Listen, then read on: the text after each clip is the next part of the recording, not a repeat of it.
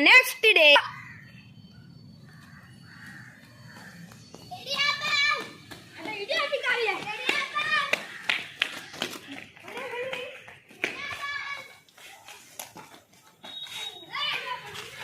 The next day. நாளைக்கு பிடிச்சாங்க நாளைக்கு நிதிலே நம்ம பாய போட்டு உட்கார பிடிக்கும் வாங்க பிடிச்சாங்க பிடிக்கலாம்